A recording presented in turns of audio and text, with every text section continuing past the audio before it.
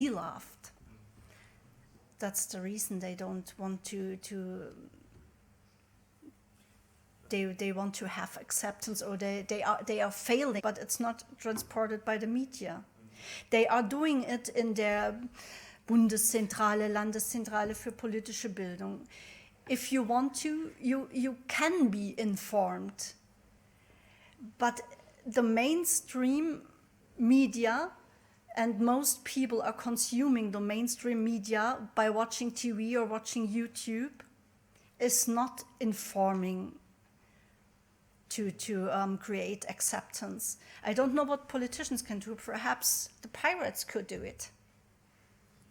And the first question, what would I do? I would be more active militarily. Not only taking photos from my plane, but also taking weapons to there and supporting soldiers there. They do it in Iraq now again. I'm glad of this, because for me it's important to support them. I would support them more. And they have to learn that in new crises to intervene much more earlier, not once too late. I don't know if the answers are okay. I have maybe two questions on commenting on the current European Commission's policy. First of all, Ursula von der Leyen, she actually announced this commission should be geopolitical. That means much more interested in the geopolitical issues. And we definitely will see initiatives in order to, let's say, coordinate more European foreign and defense policies, which you could have various opinions about. For me personally, it somehow makes sense. However, the question is, how should we proceed on that issue? How should it be in practice organized? Which is maybe more kind of like moving me to the second question, which actually arose in the top of my head after previous questions. There is an ongoing discussion about like change of the European industry, and there are still strong proposals to have something like European champions. Let's say big companies driving European industry, being competitors in some fields like social networks to Facebook or Twitter, but also maybe in the field of defense. As we see that the new commissioner is from France, which is the main proponent of that approach, how would you perceive that? Should we go in this direction, or how should we organize our defense industry itself? Because this is the questions which will be definitely discussed in the next, let's say, 1, 2, 3, 4 years, and we will have to have an answer. I must be true. I'm not involved in that issue. I've never have read about it. So I'm not an expert on that. And if I'm asked what should we do in future, it's hard to find an answer, because I cannot know. I would be more courageous. I would try things. I think it's okay to fail and to learn from it. But if you never try, if you never start doing a thing, you cannot fail, you cannot learn, you cannot go on. And that's one of the greatest problems in the EU and in Germany. Next question. I think the question with France and nuclear weapons would be, it's very obvious that France will be the chief of the military in Europe now, because they're the only ones with nuclear weapons. So they have absolute power over Europe when it's, yes. They have the biggest army in Europe, and they're very active, and they have nobody else can do concurrence with them. So they are just, at the moment, as the British have done their Brexit, so France is extraordinary situation, and they are like chief of staff in Europe. There's no argumentation against that. Does this answer your question?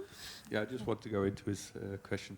The other question was, you mentioned Herr Haas said something about logical something else. and that was actually he meant building weapons and selling them. That's what the main industry of Germany. They tactically sell lots of weapons to different countries in the world to make them more powerful. So Europe is protected. That's the general idea of Germany. Okay, They don't actually fight themselves. But selling weapons is mostly the industry. Yeah. It's not the government. It's war logistics. Yes. They actually they are told where to sell their weapons. Germany has no self-esteem power. If they always do what they are told, I don't they think get so. told to do what they do. Are you sure? Are you sure? Germany's are basically industrial slaves. Yes. To capitalism, and they don't do anything themselves. They don't. They'll get fucked otherwise. I think they also do things they are not Yeah, allowed. they try They are sometimes. also criminals. Like the Bavarians tried once to get nuclear weapons. Next question. I got a short question. You were talking about Hezbollah has 120,000 missiles. Observers said. Yes. Yeah. What I heard about, I think it was rather Hamas or another group. Often there are missiles without warheads because they are self-made and everything.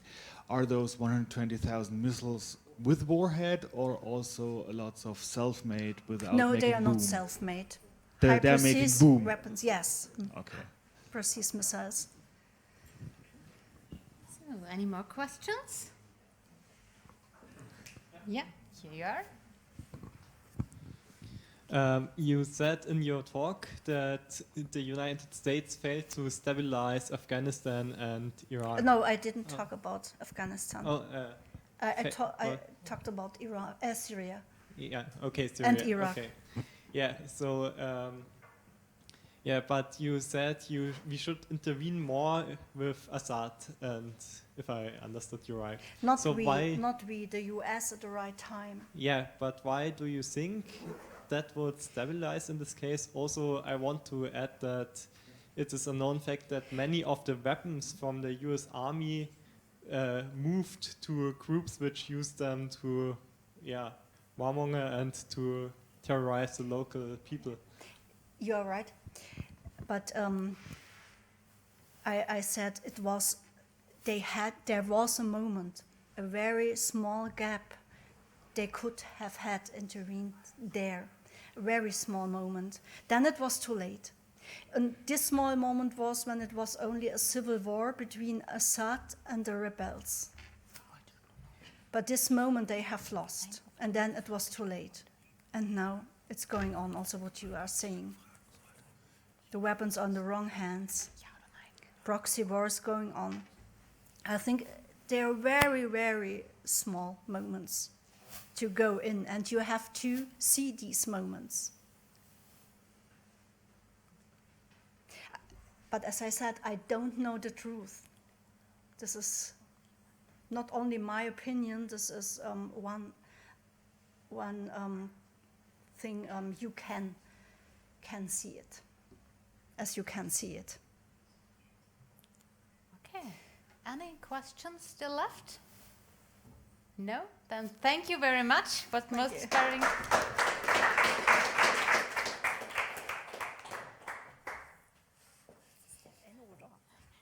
Yeah. Mr. Enno Lenze has already arrived. I can see him. He's waving. So, I don't know if he needs some time to set some technical stuff up, but he's already running to our techies, so I will shortly introduce him. Enno Lenze will be talking about telling the truth by watching the war.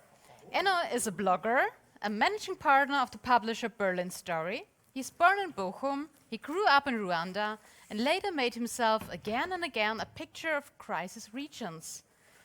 He's also familiar with digital topics and advises companies in IT and marketing matters, in an international consulting firm.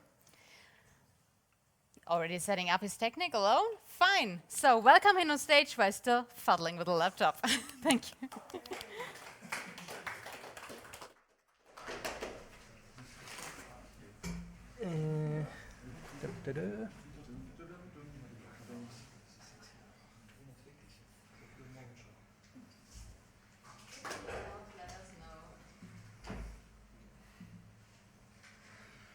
So, I can see everything. Just a second. Ah, oh. Ooh. Oh, we have time for coffee? Yes, no problem. Okay. For coffee, for everything. I won't start till the crowds are back. So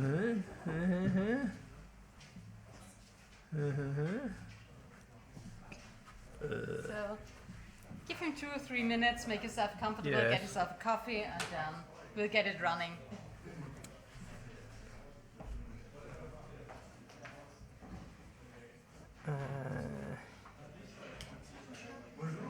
Kein Sauerstoff, ne? Doch, aber den hat Katharina jetzt. Moment. Mache ich 2 einzelne.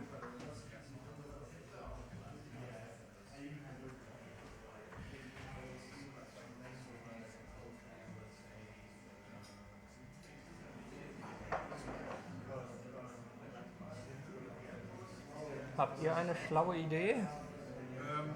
Hast du die richtige Taste gedrückt? Erkennen. Na, also er hat beide erkannt, also mir zeigt er beide an. Ich auf dem Bild, aber es ist schwarz. Okay, ich gucke gerade, wenn ich es hier hin und her schiebe, ob da irgendwo was erscheint. Nee, und wenn ich auf Synchronisieren gehe, aber auch nicht. Also es blinkt auch kurz HDMI hier in der Ecke, aber irgendwie...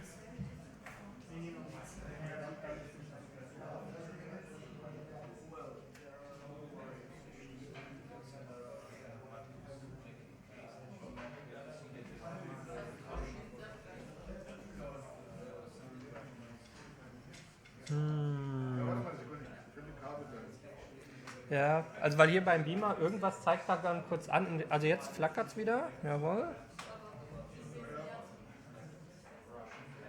Irgendwas erkennt er.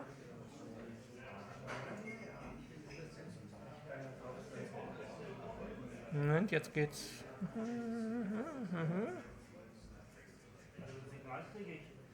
Ja, komisch. Sonst. Ich gucke mal gerade.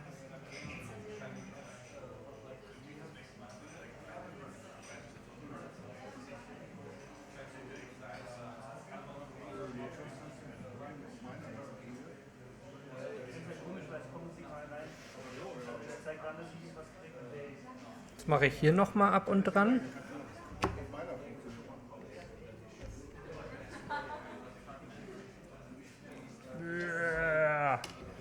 Der Zauberstab.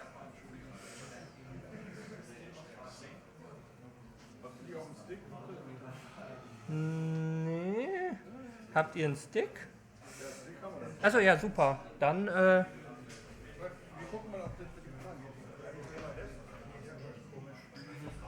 merkwürdig. Also weil es flackert halt auch immer, als würde jetzt irgendwas passieren. Komisch.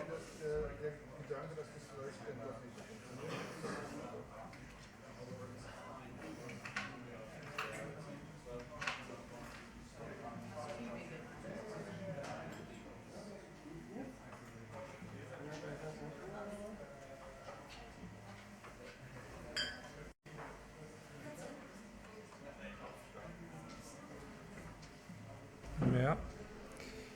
Nee, das geht nicht. Sekunde. Gucken wir mal, ob der funktioniert. Also weil Du hast doch Apfel. Ja, Was? ja. Na, siehst du.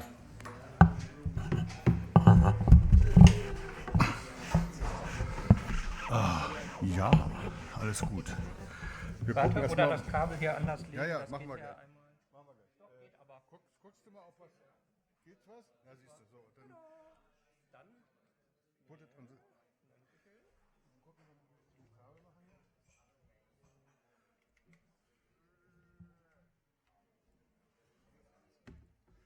Für diesen Fall hatten wir da schon was vorbereitet.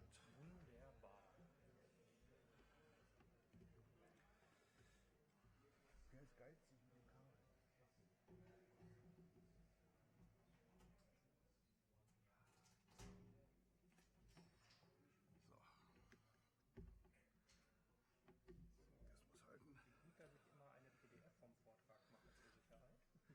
So. Hast du? Probiert. Dann gucken wir mal, ob das hier funktioniert.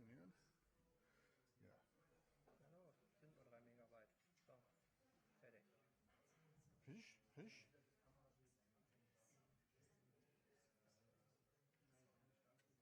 Fisch, Fisch. 2020 PSC. Ja, irgendwie wird es ja sein. Irgendwo wird es ja sein, ne?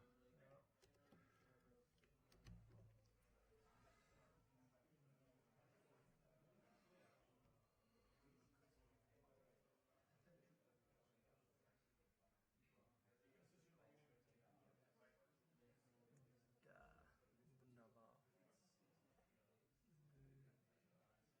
Irgendwas. Nein. Ja. Und dann, Irgendwas mit F5 oder so? Oder jetzt guck mal bei Anzeige, wahrscheinlich gibt es so Vollbild. Präsentationsmodus oder wie sich das nennt. Vollbildmodus. Vollbild, L. Ja. Tada! Fertig. Ja, Dankeschön. Aber die ist so hilfreich. Möchten, brauchen Sie Hilfe, einen Krieg zu starten?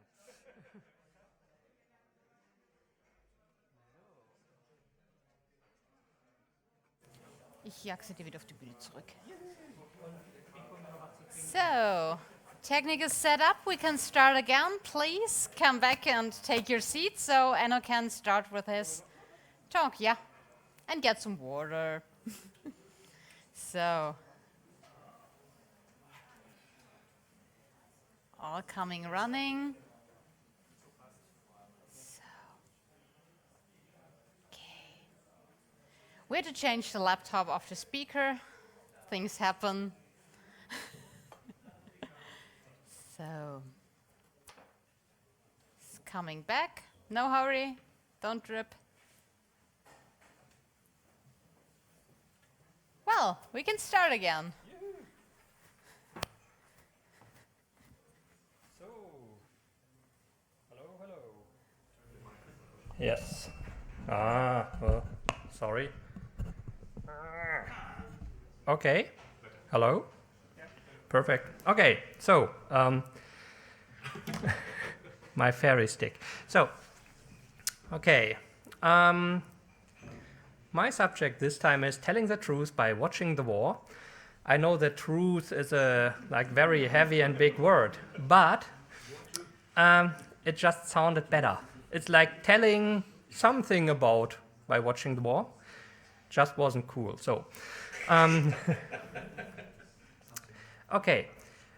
So it's basically about journalism, and I'm obviously not the one who knows what's the truth or what not, but that's what my whole talk will be about. It's especially in a war, it's hard to tell if something is the truth or not, but pretty often people are talking about war who has never seen it and have no clue what's going on. And I'm trying to explain a little bit how media and especially like war journalism and stuff like this works these days.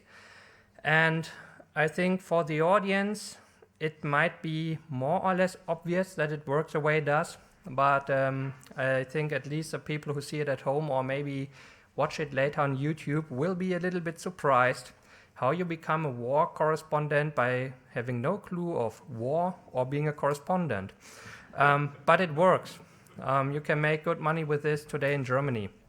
So first of all, who am I? My name is Enno Lenze, and I was introduced. I do a lot of stuff, but today I will talk about my time as a war reporter in Kurdistan, Iraq. I've been there the last 9 years, a few times a year. First as a tourist, really, and then the war swapped over there. And last time I was told that I had too much text and too few pictures, so now you have these big pictures in the background. If you say, well, that's holiday, that's not a war zone, actually that is a war zone, or at least what people think is a war zone. This is a 5-star spa resort in Kurdistan, Iraq, one of many. And at one of our trips, we just hopped from one spa resort to the next one, between spending time at the front lines, just to show people that both coexist. So this is at Lake Dokan, pretty nice. And as you can see, beautiful, and so you go to the front lines in the morning, and then you spend time on the pool in the evening and type your reports. So, the content. This picture is from Mosul, like I think 2 or 3 weeks ago. It's pretty new. I will talk a little bit about what is the purpose of journalism, why most people don't want to become a war correspondent anymore, and that's why a lot of articles are so bad. And let's say a little bit of ideas how you might fix it, even I know it won't work, but just to have a little bit like a happy end and not telling you it's all done and over and we won't fix it anymore. So, journalism. This is also Mosul in the background. This used to be the city hall, not the building in the back, the debris in the front, which was hit. So, the basic idea of journalism is that you tell people stuff or explain stuff they don't know, they don't understand, or about areas they don't reach, stuff like that. So you have to be an expert. You have to know everything, every detail about your subject. In my case, war, I have to know about Kurdistan, I have to know about the people there, about the weapons used, the cars, the buildings, and so on. So basically you have to know everything and every detail, or you have to know somebody who knows, and you have to know if you can trust him or her or not. That means you have to invest a lot of time, and I really mean a lot. It's I think it's the same with all the other subjects. If you're a sport reporter, you have to know everything about your soccer team, about the balls used and stuff like this. It's the same everywhere. In my case, just to give you one pretty simple example, I was asked if a certain armored vehicle is safe or not. And that sounds simple. There's a so-called idiot test. You go to the window and you knock it and say, oh, that's the thick window. And then you feel safe. And that's nice because you have a good feeling, and when you get hit and you die, at least you felt safe and happy. But it doesn't help at all because it's much more complicated. And then I said, okay, a friend of mine, Fidelis Kleur, he built his cars in 30 years, he will know. I asked him, so how can I say if a car is safe or not? And he said, well, I can sum it up in 4 or 5 hours to give you a brief overview. And at the end, I ended up with spending 2 months learning about how to like solder stuff, which kind of steels are made in which way, at which temperatures, and which equipment to use, and a lot of really weird stuff I never thought about before. And also which kind of knobs and bottoms to use at the inside of a car that they don't break if the car is hit from the outside, and that you don't get like splinters in your head or stuff like this. So at the end, I spent really 2 months in 4 countries and about 10 factories. And at the end, I knew that basically nobody can tell me exactly if a car is safe or not. And the worst part is, if you buy an armored vehicle, there are certifications which says this car is safe, but there's not a standard. You have to say which certificate you trust, with having no clue. And so, just to show you even this little bit of the whole big picture might be very important in some story later, where if you see an armored vehicle and you have to decide, is it a good one or not? Either because you will drive in it and then you have to know if it's good or not, or because you have to write something about it. And that means that's really a really, really little